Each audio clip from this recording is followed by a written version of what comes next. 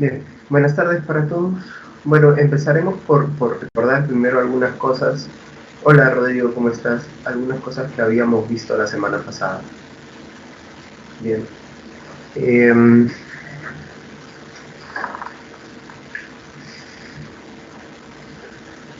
El caso de lo que vimos la semana pasada estaba relacionado básicamente con introducirnos, hola Yadira, al problema de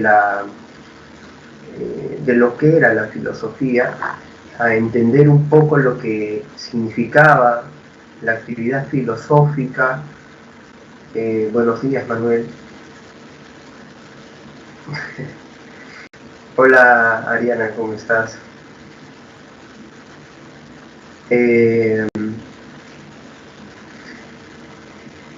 Y en ese explorar, esa primera exploración que hacíamos, hola Ellen, ¿qué tal? Alanis, ¿cómo les va? Sí, les decía, en esa primera exploración que hacíamos de la filosofía, teníamos pues la oportunidad de captar algunas de sus características como actividad, teníamos la oportunidad también de enfocarnos un poco, ¿no?, en lo que ha sido también la misma actividad filosófica a nivel histórico, y habíamos tenido la oportunidad de hablar de tres personajes de tres filósofos de la filosofía antigua, o del periodo conocido como de la filosofía antigua. Digamos que son tres de los más resaltantes también. Pero el día de hoy nos toca seguir en este periplo histórico y en esa medida poder revisar también lo que han dicho algunos de estos pensadores de la etapa moderna, y para eso creo que tendríamos que entender cuál es esa diferencia, ¿no?, entre los pensadores modernos y los antiguos. Pero como nosotros estamos dando un salto de modernos de antiguos hasta modernos, creo que sería conveniente entender un poquito de lo que significó la Edad Media para entender qué es lo novedoso con la modernidad. Bien, bueno, para empezar, habría que decir que en el caso de los medievales, o de los pensadores medievales, no hubo una ausencia de discusión filosófica, como algunos piensan.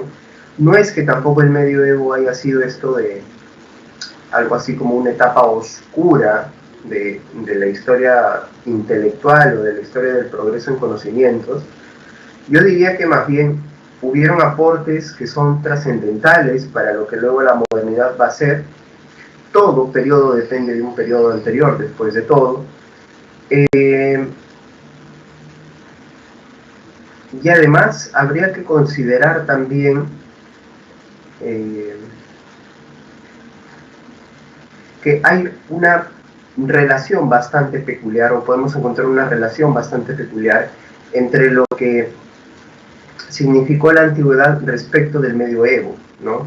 Eso también es algo muy importante de reconocer. Hay una recuperación de muchos problemas, de muchas ideas, pero ahora, en el caso del medioevo, enfocados hacia una figura descollante en el pensamiento, como es la figura de Dios, ¿no? Es alrededor de Dios que van a surgir muchos de los problemas que podemos entender como propios del medioevo, ¿no? Por ejemplo, el mismo problema de la naturaleza divina, el problema del bien y el mal, el problema de la libertad humana. Todos se enfocan o de alguna manera terminan o parten, perdón, de la naturaleza divina, de lo que es Dios, y se mantienen en una constante relación con ese problema, ¿no? Entonces lo que va a pasar con la modernidad es que va a haber una manera distinta de ver a la figura divina. ¿Y por qué digo una manera distinta? Porque los modernos no rompen, o no todos rompen, con la creencia en la figura divina, y mucho menos sustentan su no existencia, ¿no? Más bien vamos a ver que hay una especie de ver cómo la figura divina todavía ocupa un espacio en nuestras vidas, y sobre todo en los grandes problemas, pero sin que esto sea algo que, digamos, es sumamente determinante, ¿no? Ese es uno de los principales cambios que se da de medioevo a modernidad. Pasamos de los problemas alrededor de Dios a los problemas alrededor del sujeto sin quitar a Dios. Dios sí es uno de esos elementos explicativos que se gira por ahí. Bien, entonces ya que hay un nuevo centro, que en este caso es el sujeto, hay una nueva manera de ver la realidad.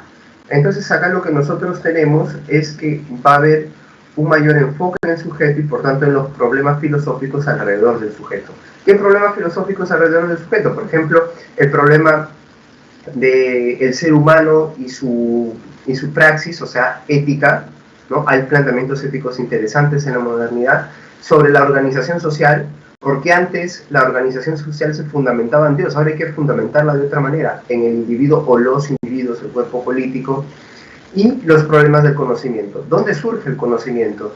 Y esto porque en general en la Edad Media hay una gran crítica a lo que significa la razón, ¿no?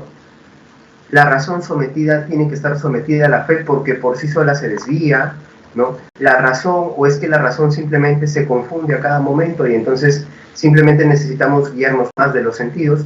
Esas fueron ideas que de alguna manera se sostuvieron en la Edad Media. Entonces, este debilitamiento de la razón, uno de los elementos de los cuales tanto se precia el ser humano, hace que haya una respuesta también, o que surja una respuesta en la modernidad por parte de la corriente racionalista. Además, obviamente esto ya lo deben haber ustedes intuido un poquito, es que hay una independencia entre lo que es la razón y la fe, entre lo que es filosofía y teología, para decirlo de cierta manera. ¿Bien? Entonces ahora sí, creo que podemos empezar a hablar ya de lo que ha sido el pensamiento del primer y quizás el mayor por fama racionalista, ¿no? Que es nuestro amigo René Descartes. Bien, entonces vamos a ver hoy día 3 movimientos de la filosofía moderna, como son el racionalismo, el empirismo y el criticismo. Vamos a ver un representante de cada uno de ellos y ahora empezaremos por hablar de nuestro amigo René Descartes, Cartesius, o también conocido en buen francés como René Descartes, o Descartes, si quieres darle la pronunciación adecuada, ¿no? Bueno, el caso de Descartes es que al ser el iniciador, como bien se menciona acá, de la filosofía moderna, hay que considerar por qué lo llamamos el iniciador y sobre todo hay que entender que en el caso de Descartes hay una recuperación de algunos temas que se habían quedado, digamos, en suspenso, para decirlo de cierta manera, ¿no? El padre del racionalismo lo que hace es, de alguna manera, pensar en por qué la razón está siendo tan desacreditada en estos días. Y a la conclusión a la que llega Descartes es que efectivamente tenían razón, o estaba de acuerdo con que el principal problema de la razón era que a veces se podía extraviar y se podía confundir o podía llegar a error, ¿no? Eso es cierto. No es perfecta, pero sí perfectible. ¿Y cómo mejoramos entonces el ejercicio de la razón? A través de un método, y esto es lo que nos va a contar básicamente Descartes en su libro El discurso del método, donde va a plantear un método a través del cual él piensa que se pueden alcanzar verdades o certezas gracias a la razón. El método que él va a plantear se le conoce como duda metódica. ¿Qué es la duda metódica? Aplicar la duda consciente y cuidadosamente a todo lo que se presente en la realidad. Esa es la famosa duda metódica. ¿Bien? Esta duda metódica, ¿sí?, es definitivamente una de las maneras más atrevidas que ha tenido la filosofía de proponer un nuevo método para el estudio y la problematización de algunas cosas en materia de conocimiento.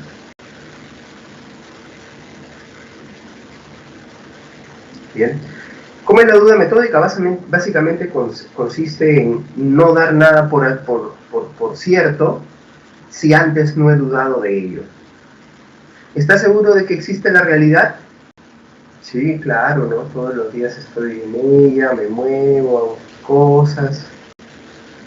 Y no cabe la posibilidad de que esta realidad sea una especie de espacio ficcionado, imaginado, donde hasta todo lo que tú crees que sientes en verdad solamente es una especie de sensación transmitida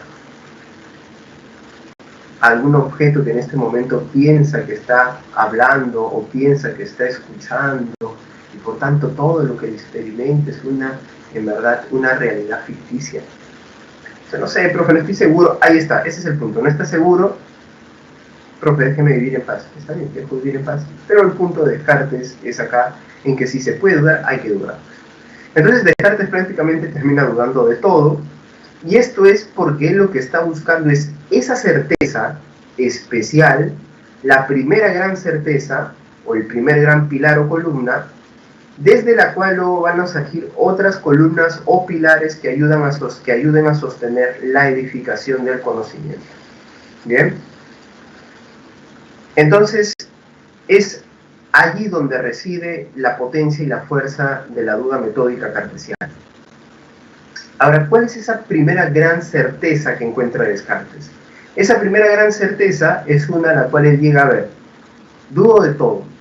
¿Cuál puede ser mi primera verdad? ¿Por dónde parto? ¿Por la realidad? ¿Por este objeto? ¿Este otro? ¿Por Dios? ¿De dónde parto? Entonces, Descartes dice, a ver, si estoy dudando de todo, esto es lo que nos dicen las meditaciones metafísicas, si estoy dudando de todo, ¿qué es lo que yo puedo decir que es verdadero? Lo único que puedo decir que es verdadero es que estoy dudando. En este momento estoy dudando, es lo único que puedo decir. Ah, pero ahí está la respuesta. La única verdad es que estoy dudando. Y si estoy dudando es porque en este momento estoy siendo, para ser más redundante, estoy existiendo. ¿Te das cuenta? O sea, ¿qué es lo que está diciendo básicamente Descartes? Que si en este momento yo pienso, es porque existo. En otras palabras, la famosa frase, pienso, luego existo, ¿qué quiere decir? Pienso, no es que después existo, eso sería un conector lógico de secuencia temporal. Lo que acá estoy diciendo es pienso, por lo tanto existo, es de consecuencia lógica, ¿no? Pienso, por lo tanto existo. Entonces, esta célebre frase filosófica de nuestro amigo Descartes se debe interpretar como el descubrimiento de la primera gran certeza desde la que Descartes luego va a construir el resto del conocimiento, pero también como el primer gran descubrimiento de una sustancia, la sustancia pensante, la res cogitans, el cogitare, el cogito, ¿bien? O sea, Descartes está diciendo, de toda la realidad o lo que posiblemente existe en la realidad, yo de momento solamente puedo afirmar la existencia de una sustancia que piensa, el yo, el alma si quieres, puedes decirlo. ¿Ven? Eso es una de las primeras cosas importantes que descubre el buen Descartes. Ahora, la pregunta es cómo he llegado a ello. O sea, ya sé que apliqué la duda metódica y todo, entonces ¿para qué ayuda la duda metódica? Es para descubrir cierto tipo de ideas que van a guiar el conocimiento. ¿Bien? ¿Cuáles son esas ideas? Por ejemplo, yo voy a tener la idea de perfección, la idea de infinito. Esas son ideas que yo no puedo extraer de la realidad.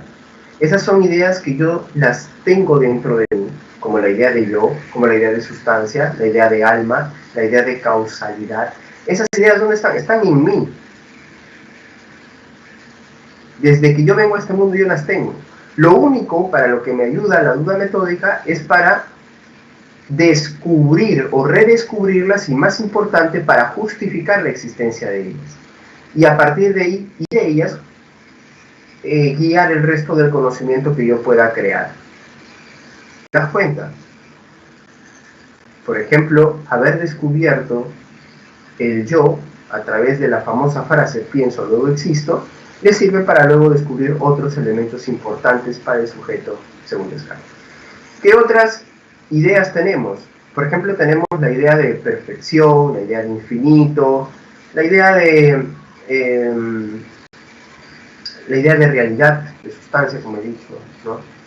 Ahora, esta idea de perfección hace que hay algo importante en Descartes, como es la concepción de Dios, ¿no? Porque recuerden que uno de sus más famosos libros, Las Meditaciones Metafísicas, tiene un nombre un poquito más largo, ¿no? Meditaciones metafísicas en las que se demuestra la existencia de Dios y la inmortalidad del alma, ¿no? Ese es el nombre completo, si es que no he cometido alguna imprecisión al momento de mencionarlo. Y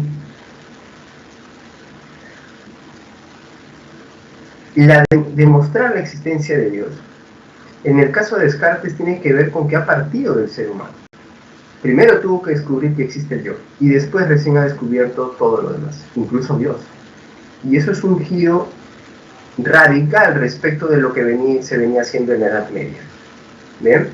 Entonces, a ver, recuperando. Si Dios existe, efectivamente es porque nosotros tenemos ideas innatas, una de esas ideas innatas es la de perfección, y algo perfecto solo puede existir. Si tú me dices algo es perfecto, pero me dices ese algo perfecto no existe, entonces no es perfecto. Entonces, ¿por qué podemos hablar de algo perfecto? Es porque existe. ¿Y cómo se le llama esa perfección que existe? Dios. Profe, no lo entendí. A esto se le llama argumento ontológico, pero no lo tienes que recordar porque sobre eso no te van a preguntar, efectivamente. Lo importante es saber que según Descartes, esa es una idea innata, y hemos venido con ella. Entonces las ideas innatas, que ya he mencionado, son las que ayudan a guiar el conocimiento, y recuerda, están en tu razón desde que tú vienes a este mundo. De ahí que la importancia en el conocimiento radica en la razón y no en los sentidos para Descartes. El conocimiento verdadero está ¿dónde? En la razón. Pero, profe, ¿los sentidos también dan información, dan contenido? Sí. Por ejemplo, tenemos las ideas adventicias, ¿sí? Así le llama Descartes, que son estas ideas que provienen de la experiencia sensible. Por ejemplo, tenemos la idea de hombre, tenemos la idea de árbol, ¿sí? Esas son ideas adventicias porque vienen de fuera. O sea, son ideas que se reciben de la experiencia sensible. Yo veo un lapicero, veo un techo, veo un foco, lo que sea que estés viendo, todo eso son ideas adventicias que te dan información, todo lo que te dan tus sentidos. Pero la imaginación también puede entrar a trabajar. Perdón.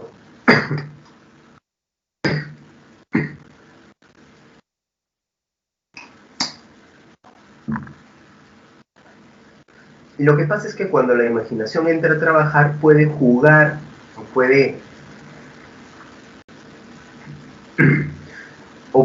hacer una mezcla de lo que le ha brindado la experiencia sensible. Entonces, esas ideas, producto de la imaginación, jugando con la información sensible, se llaman ideas facticias. Ajá. Facticias, no ficticias. Esas ideas facticias, por ejemplo, pueden resultar de haber unido un caballo con alas. Eso que te da el caballo al lado de Pegaso, ¿no? La idea de las mujeres fusionadas con peces, sirenas, ¿no? La idea del hombre fusionado, o del ser humano fusionado con un toro, el minotauro, y así, y así. Todas son ideas facticias productos de la imaginación. Que, ojo, no se reducen a la mitología ficcional, sino que también podríamos hablar de los objetos o las herramientas que va construyendo el ser humano, uniendo elementos que él va recibiendo de la experiencia sensible, ¿no? Entonces, eso es un poco lo que nos deja Descartes. Bien, la importancia de la razón al momento de conseguir conocimiento seguro, gracias a las ideas innatas, y obviamente el hecho de que el ser humano es el fundamento desde el cual se tiene que pronunciar y producir toda explicación lógica. ¿Bien?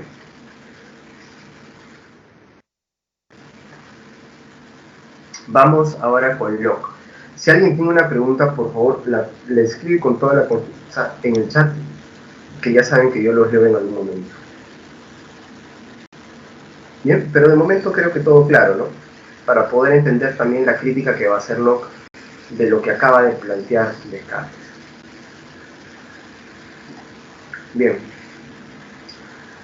John Locke, desde un lado no solamente distinto, sino que hasta opuesto al de Descartes, hará una observación crítica, precisamente del racionalismo, Y precisamente considerará Locke que el racionalismo es erróneo por concebir las ideas innatas. O sea, si le das importancia a la razón es porque crees que hay ideas innatas. Entonces, lo que hace Locke es una crítica al concepto de ideas innatas, y él lo que va a decir es que no existen las ideas innatas. Si nosotros pensamos cada uno de lo que se ha llamado idea innata, según Descartes, vamos a descubrir que en verdad esas son, para decirlo de cierta manera, son ideas que el ser humano adquiere a lo largo de su vida, pero que parece, tal y como las presentan algunos racionalistas, parecen ser ideas innatas que uno tiene desde que viene al mundo. Por ejemplo, la idea de perfección constituida, según Descartes, en la idea de Dios, que demuestra la existencia de Dios. ¿Qué dice Locke? A ver, tú me estás diciendo que la idea de perfección es una idea con la cual venimos al mundo, la idea de Diosito como perfecto. Pero espérate un momento, para empezar, en todas las culturas y en todos los tiempos, ¿Dios ha sido un Dios perfecto?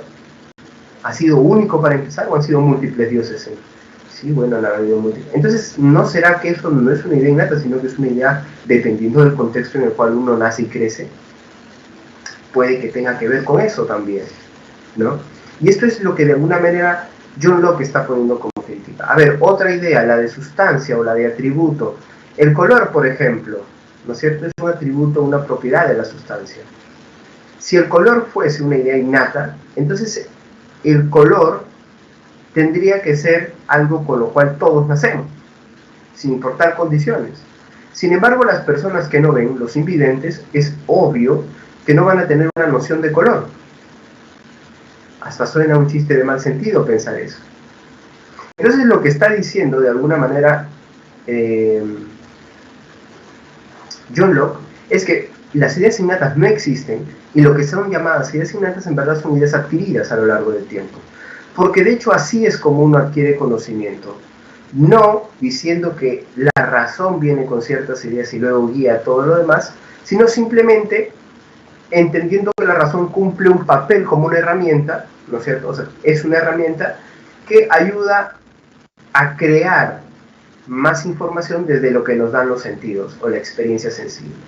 En otras palabras, ¿dónde empieza el conocimiento para nuestro amigo John Locke? Que duda cabe. Eso empieza en los sentidos, en la experiencia sensible de las cosas físicas. Ahí es donde empieza el conocimiento. ¿Y después qué? Después pasará a que el entendimiento trabaje con ellos. Simple y sencillo. ¿Bien? Entonces, ¿qué es lo que está diciendo Locke? Que la mente viene al mundo sin ningún tipo de ideas, no tenemos ideas innatas. Esto es que venimos calatitos, en todo sentido, mental y físicamente. O sea, nuestra mente es tabula rasa, una tabla en blanco, o un papel en blanco donde se pueden escribir muchas cosas. ¿Bien? Bien, entonces esa es un poco la gran crítica de nuestro amigo John Locke. A ver si hasta acá hay alguna pregunta, duda, consulta. Pueden hacerlo.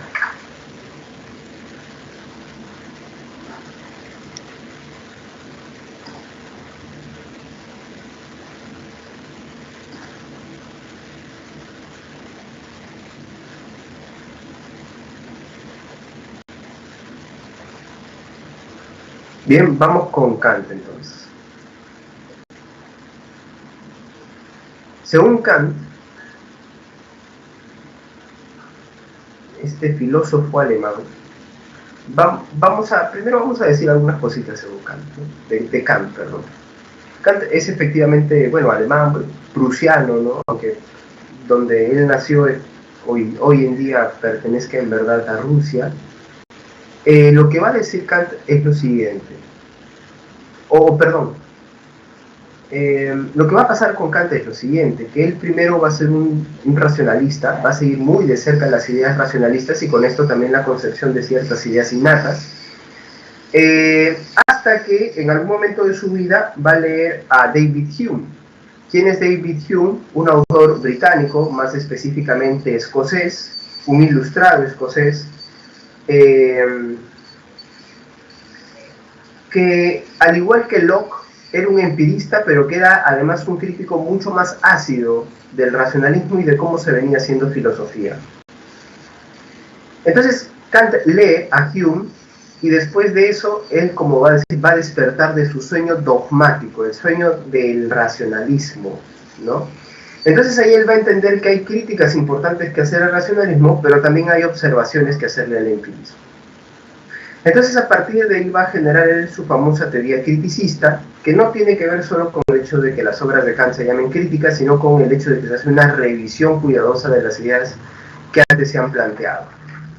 Entonces, ¿qué es lo que va a decirnos Kant?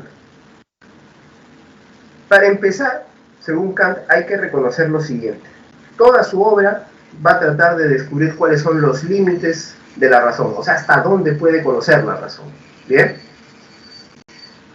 Ahora, para hacer eso, primero yo quiero saber qué es lo que conoce la razón y cómo se conoce. O sea, cómo el ser humano en general conoce. ¿Cómo conoce el ser humano en general? Pues primero, reconociendo que el conocimiento se constituye del aporte paralelo e inseparable a la vez de sentidos y de razón. ¿Bien?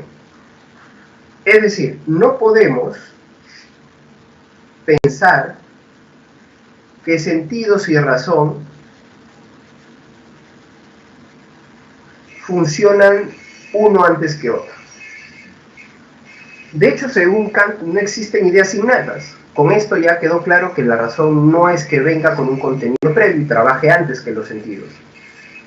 Y en segundo lugar, no es que los sentidos también aparezcan primero y luego la razón, porque si nosotros lo pensamos bien, en el momento en que nosotros estamos atendiendo algo, tanto la razón como los sentidos están trabajando en ese mismo momento, están atentos a lo que sucede en ese momento. Por ejemplo, en este momento que ustedes me están escuchando hablar, ustedes inevitablemente están procesando también todo lo que están escuchando. Y lo hacen a qué velocidad? A milésimas de segundo. En otras palabras, el proceso no es un proceso de antes y después necesariamente, es un proceso que se da en conjunto. ¿Por qué? Porque los sentidos son una de esas herramientas que tiene el ser humano para conocer, pero también lo son nuestras estructuras trascendentales a priori. Profe, ¿qué es eso? En otras palabras, nuestras estructuras mentales, pues. Son nuestras estructuras mentales. ¿Cómo nuestras estructuras mentales? Nosotros venimos al mundo con ciertas herramientas dentro de nuestra mente que ayudan a procesar la información empírica. Eso es lo que te está diciendo Kant, y eso es básicamente la razón. El intelecto, obviamente, puede separar cosas. De hecho, al momento de entender el proceso del conocimiento, Kant va a decir, sí, efectivamente llegan los sentidos y empiezan a actuar las categorías trascendentales, ¿no es cierto?, o las estructuras trascendentales, o sea, las herramientas que tienes en tu mente, pero hay que estar claros en algo, dice Kant. ¿Sí? Este proceso de descomposición que yo estoy haciendo, donde te estoy explicando cómo es el proceso, en verdad es un proceso mentalmente hablando, porque en verdad es algo que se da de manera inmediata. ¿Hay algún momento en que nuestra razón y nuestros sentidos se descompaginen o dejen de actuar en conjunto? Según Kant, eso no sucede. Es imposible que suceda. ¿Bien? Entonces lo primero, ¿quién es primero? ¿La razón o los sentidos al momento de generar conocimientos? Hay que decir que ambos. Hay que decir que ambos. Sin embargo, la razón es la que tiene más alto vuelo, en el sentido en que es la que produce conocimiento cada vez más abstracto. ¿Bien? El intelecto. Ahora, la razón, obviamente, para hacerlo, se vale de sus categorías o sus estructuras trascendentales que le permiten producir ese conocimiento cada vez más abstracto. Bien. Ahora, todo esto que tiene el ser humano, ¿qué es lo que le permite conocer? Lo que le permite conocer no es nada más que fenómenos. O sea, tú solo puedes conocer lo que se ve, lo que se siente, lo que se percibe. Lo que tú no puedes conocer es más bien el noumeno. ¿Qué es el noumeno, profe? Según Kant, todo objeto que está en la realidad tiene un aspecto de su ser que tú no puedes conocer. hay algo que se te escapa siempre. ¿Por qué? Porque para empezar los objetos tienen infinitas cualidades y tú no vas a conocer todas sus cualidades. Entonces siempre hay algo que tú no puedes conocer. O sea, conocer el todo de un objeto es imposible. Pues algo así como lo que se dice de las personas, ¿no? Nunca terminas de conocer a una persona. Bueno, algo así pasa con todo cuanto existe, según Kant. Solo conocemos una parte de la realidad y es lo fenoménico, lo fenómeno, lo que se presenta en nuestros sentidos y nuestra razón. Pero lo nouménico es algo de lo cual solo se puede especular, es algo incognoscible, dice Kant. O sea, puedes tantear y suponer muchas cosas, pero conocer en sentido estricto no lo puedes hacer. Esa es la diferencia entre noumeno y fenómeno, según Kant. Y hay que tenerla en cuenta. Cuando no se toma en cuenta esto, obviamente estamos entrando en un problema bastante interesante, porque se está generando lo que Kant llama una metafísica desbocada. Pues, o sea, pensar, sí, esto debe ser así, esto debe ser asá, en verdad el mundo está siendo sostenido por un gigante, pero espérate, eso no es algo fenoménico, eso es algo numénico, tú estás hablando de lo incognoscible. Entonces ahí, según Kant, es cuando se empiezan a presentar los problemas y se presentan los errores de la razón, ¿no? Por eso que Kant limita bastante lo que significa el alcance de la razón. Hasta aquí Kant es pesadito, tómense unos segundos para procesarlo, porque ahora pasamos a la crítica que se va a hacer de la modernidad, pero para esto yo necesito que ustedes me digan si se ha entendido, si hay consultas por ahí sobre Kant, por ahí sobre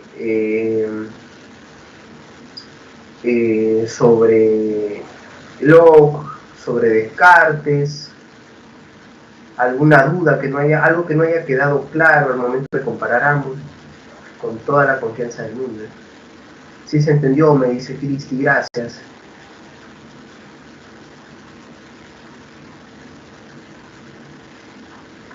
Todo bien, me dice Ángela, muchas gracias.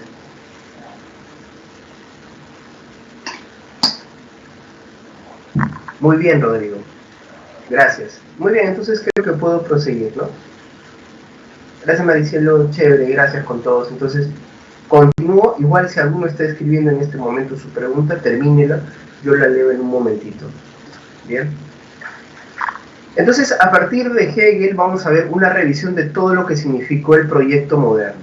¿Sí? Ya estamos hablando de filosofía contemporánea con Hegel. Bien.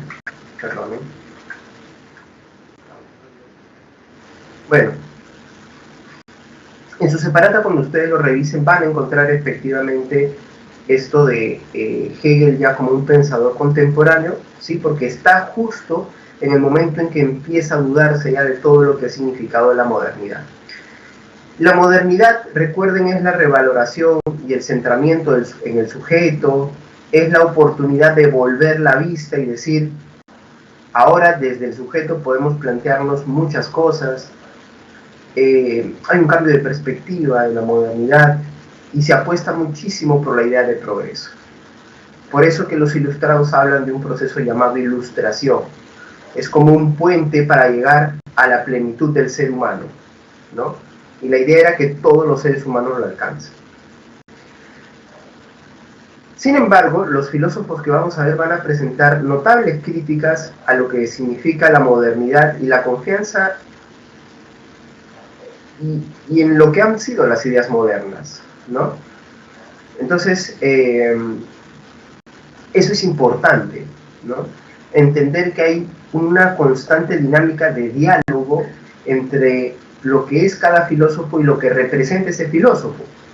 Así, aunque Locke, Descartes y Kant, que son filósofos modernos, pueden discrepar entre sí a nivel nociológico o de problemas del conocimiento, vamos a darnos cuenta de que mantienen un grupo de ideas que son altamente compatibles con los preceptos de la modernidad. Recuperación del ideal del sujeto, apuesta en o confianza en el sujeto para saber que puede mejorar su vida, progreso, ¿no? Esas ideas modernas van a ser importantísimas. Me pregunta Nicolás, profesor, ¿René Descartes y John Locke pertenecen a la etapa antigua, a la edad antigua? No, ellos son modernos. Cuando me refiero a modernos no quiero decir que sean actuales, ¿no?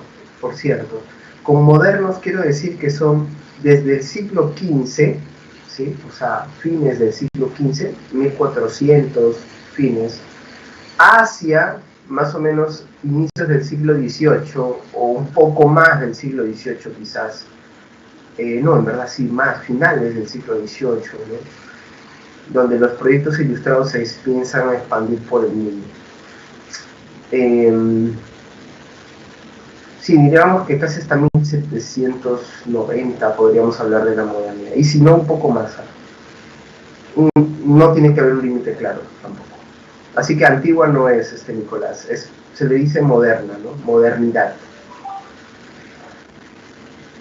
Bien, entonces, ¿qué es lo que plantea Hegel? George Wilhelm Friedrich Hegel, este alemanazo, ¿qué es lo que va a plantear? Bueno, él va a decir lo siguiente. Él va a decir, de nada, Nicolás. A ver, para empezar, Kant no le bastó con dividir el mundo en sujeto y objeto. También lo tuvo que dividir en fenómeno y nómeno. O sea, la realidad la dividió en fenómenos y nómenos. Y según Hegel, esto no parece tener demasiado sentido. ¿Bien? Me pregunta Alanis lo siguiente, profesor, ¿por qué se separaron en moderno y contemporáneo? Bueno, a ver, los historiadores del pensamiento filosófico pueden tomar distintos criterios para dividir los periodos filosóficos, ¿ya? Esto es lo cierto. Pero la verdad es que en el caso de Edad Media, Modernidad, Antigüedad, vamos a ver que sí hay un cambio muy notorio, ¿no? De la manera en cómo se enfocan los problemas y en qué tipo de problemas se enfocan efectivamente. El caso es que los contemporáneos son una revisión del proyecto moderno, ¿no? Entonces, si hay que buscar un criterio, ¿por qué les llamamos contemporáneos y no les seguimos diciendo modernos? Es porque ya no confían tanto en el proyecto moderno, ¿no? De ahí viene una serie de teorías que lo van a cuestionar. ¿Bien? A ver, entonces vamos a Hegel. Hegel para algunos es, de hecho, un punto cumbre de la modernidad, aunque no necesariamente es un racionalista, un empirista, un criticista. Vean ustedes por qué. Para empezar, como les decía, Hegel está criticando esa división que ha hecho Kant. Fenómeno, nómeno, sujeto, objeto. Espérate, ¿qué estás hablando? En verdad, si tú te pones a pensar bien, la realidad es un todo, no hay divisiones. ¿Sí? No hay ninguna división que uno pueda establecer en la realidad como para decir con seguridad, esto está separado del resto. Puede algún objeto o puede una persona, con todas sus capacidades cognitivas o lo que ustedes quieran, no estar conectado en la realidad por un momento. De alguna u otra manera todo está conectado. Es por eso que Hegel va a decir, no existen divisiones en la realidad, solo existe un todo, o en términos hegelianos, un absoluto. Es un absoluto, toda la realidad es un absoluto. Y todo lo que está en la realidad es de la misma naturaleza, por tanto la razón misma, el pensamiento, es real, o sea, es parte de la realidad.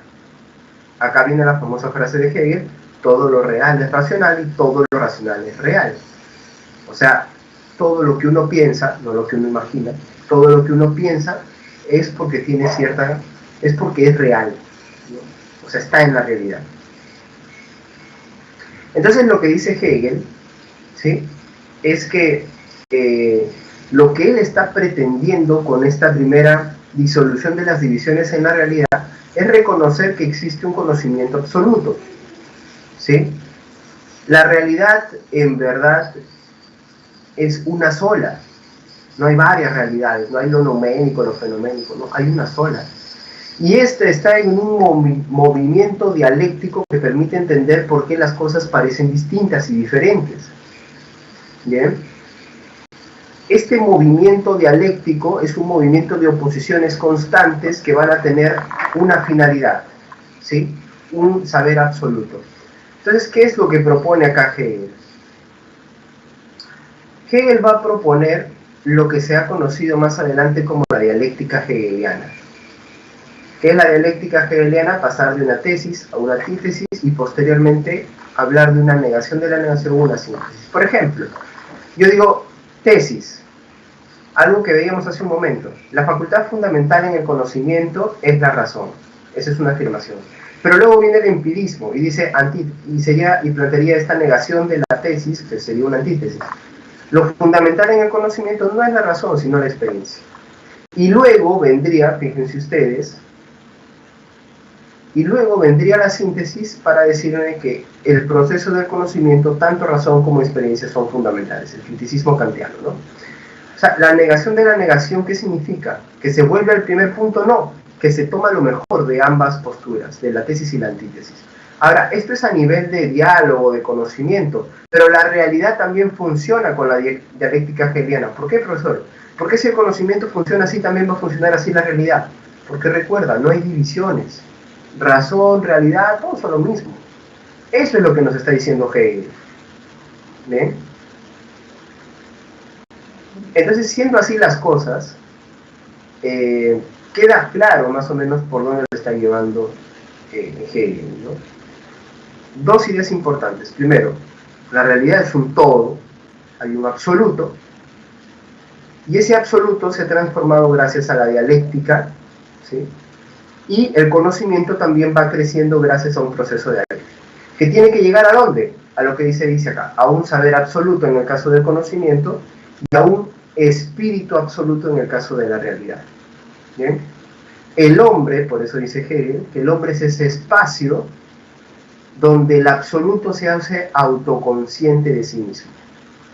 O sea, el espíritu humano es un engranaje importante en este proceso de llegar al espíritu absoluto, ¿no? Suena muy abstracto, muy metafísico, dirían algunos, y tienen razón. Kant está diciendo, hay que ponerle límites a la razón, lo que tú quieras, y ¿qué te está diciendo que el papi? La razón no tiene límites, la razón está en todo, es todo, ¿no es cierto? El absoluto. Eso es lo que está haciendo Hegel, ¿bien?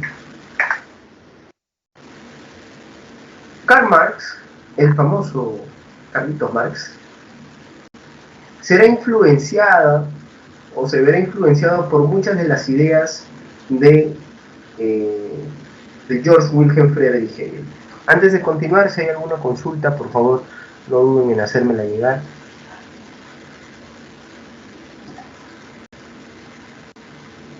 Si no hay consultas, no hay problema tampoco. Profe, ¿cómo era la parte de la síntesis del anterior? Sí, la síntesis hegeliana. Sí. Ya.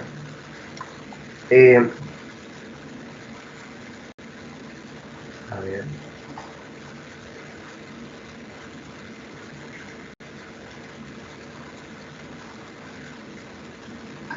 Ya. Volvamos un ratito entonces. Ya.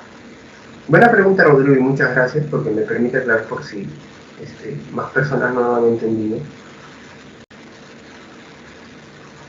En todo lo que existe, conocimiento, historia, economía, sociedad, en todo lo que existe, según Hegel, porque se trata de un todo, esta dialéctica es lo que explica por qué las cosas se mueven y van cambiando. ¿Bien? Eso es lo primero. Ahora, ¿en qué consiste esta dialéctica o dinámica hegeliana exactamente? En que primero tiene que haber una afirmación, un ser, una negación de ese ser, una antítesis o negación, ¿bien?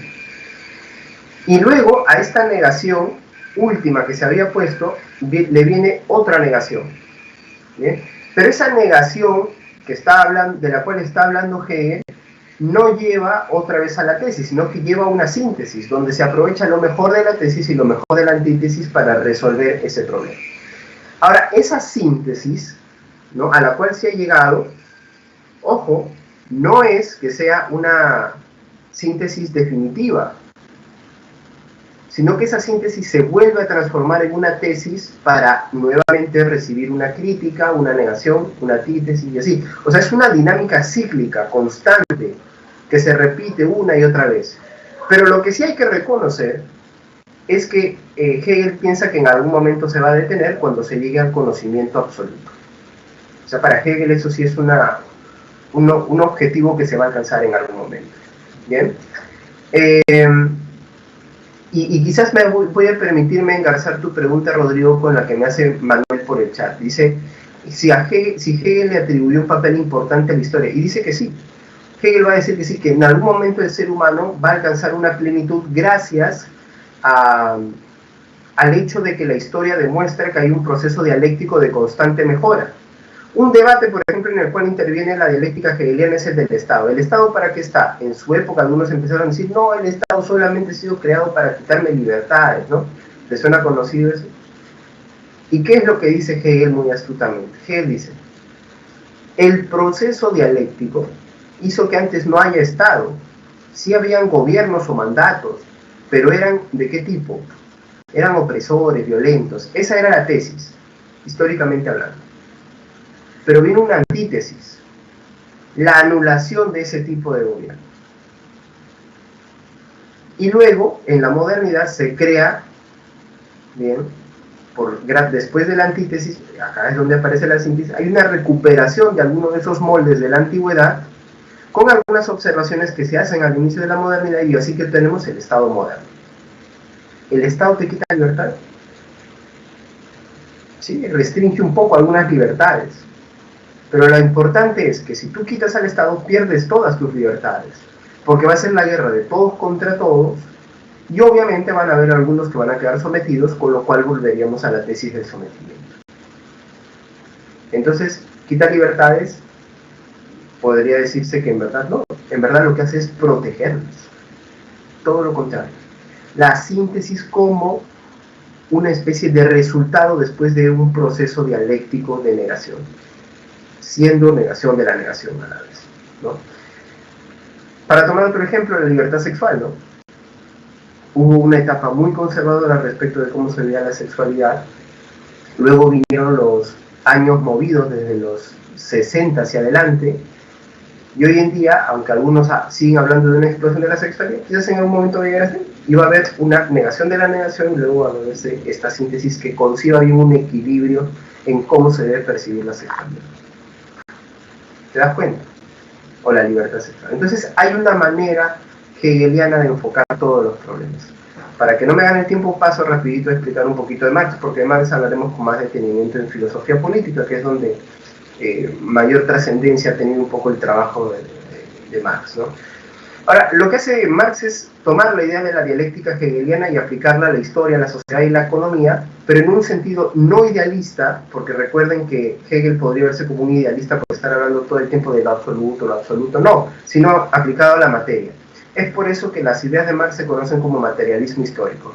¿Qué es lo que va a decir Marx? Básicamente, sencillo. Esa dialéctica que se ha venido dando en la historia es una dialéctica que se da entre clases sociales. ¿Y por qué surgen las clases sociales? Simple y sencillo, porque el hombre es un ser de trabajo. El hombre es un ser que se ha constituido a sí mismo gracias al trabajo. Y el trabajo ha hecho que surjan las relaciones sociales de producción. ¿Quién trabaja la tierra? ¿Quién fabrica las herramientas? Pero lo importante también es que surgen estas diferencias desde las relaciones sociales de producción, estas diferencias que convierten a unos en dominantes y a otros en dominados, según Marx. Entonces tenemos que el que es dueño de la tierra no siempre es el mismo que la trabaja. El dueño de la tierra recibe un mayor beneficio y además tiene tiempo libre, y así va creciendo su poder paulatinamente. Bien, entonces así es como se van a dar estos problemas, según Marx, propios de cada tiempo. Y así siempre han habido estas dos clases antagónicas, ¿no? Tesis y antítesis. Si se da una síntesis, queda una nueva clase, ¿no? Existía, por ejemplo, amos de esclavos, se enfrentaron y surgió de esa una nueva clase, la del señor feudal. Está el señor feudal con el siervo. Pero Marx no tiene, gracias señorita, pero Marx no tiene una visión tan positiva como Hegel, de que estamos mejorando, sino todo lo contrario, esto está que se pone cada vez peor, porque los poderosos son cada vez más poderosos, y esa brecha que existe entre dominantes y dominados es cada vez más grande, más insalvable. Y es a partir de ahí que va a proponer nuestro amigo Marx la revolución comunista, de la cual hablaremos más adelante. Entonces, ¿qué es lo que te está diciendo Marx? que tu manera de ver el mundo depende mucho de las relaciones sociales de producción o del ser social que te tocó. O sea, tus condiciones materiales te hacen ver el mundo de cierta manera. Porque esta persona solamente piensa en hacer dinero, en crecer económicamente, porque quizás no tenía nada en sus condiciones sociales originarias. Por eso es que Marx va a proponer, si tú quieres cambiar el pensamiento, tienes que cambiar también la condición socioeconómica, ¿no? O sea, la estructura material. Es la única manera de eliminar las formas de dominio mental, pero también las formas de dominio reales, ¿no? Es por eso que la crítica de Marx también va hacia los filósofos, ¿no? Dice, ellos han tratado ellos lo que han hecho ha sido interpretar el mundo de diversas maneras, proponer teorías muy bonitas, pero no lo han transformado. De lo que se trata es de transformar. ¿Bien? En el caso de Nietzsche, vamos a encontrar también una gran crítica, pero en este caso una crítica al mundo occidental tal y como él lo ve. Lo que piensa Nietzsche es que la cultura occidental lo que ha hecho ha sido invertir los valores. ¿Bien? Desde Platón y atravesando el cristianismo, según Nietzsche, lo que ha sucedido es que había una forma de concebir al mundo, o con ello surgió una forma de concebir al mundo, donde los débiles rechazaban al mundo, porque no les gustaba este mundo, y que decían, hay un mundo mejor en otro lado. Platón, el mundo de las ideas, los cristianos el paraíso, lo que sea. Y lo que opina Nietzsche es que es obvio que esta es una manera de ver el mundo construida por débiles y para débiles, porque obviamente al débil no le va a gustar este mundo porque su condición no es una condición que a él le alegre.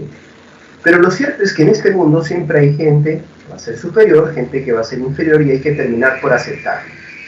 Entonces así es como según Nietzsche el mundo se divide en dos tipos de personas. Personas superiores, libres, que hacen leyes, que dirigen, nacidas para gobernar, mandar, y los que han nacido para obedecer.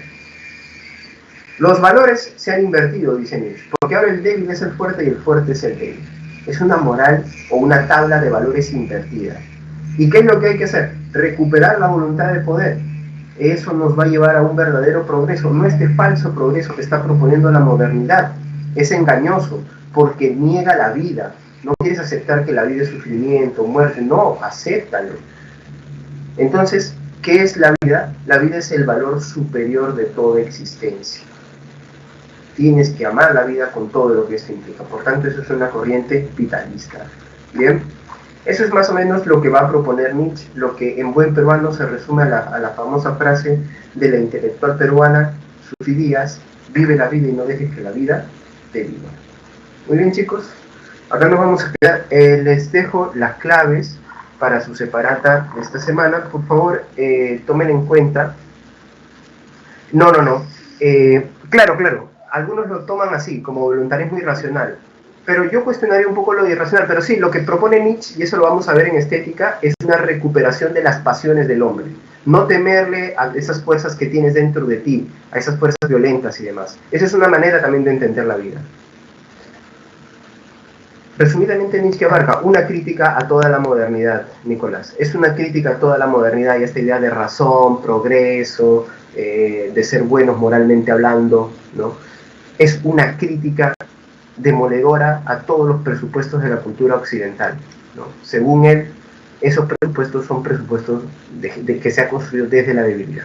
Bien, chicos, no puedo quitar más tiempo al siguiente profesor. Les agradezco la atención, las preguntas, nos vemos la próxima semana. Por favor, si tienen preguntas, me las traen. Bien, acá nos quedamos. Hasta luego, chicos.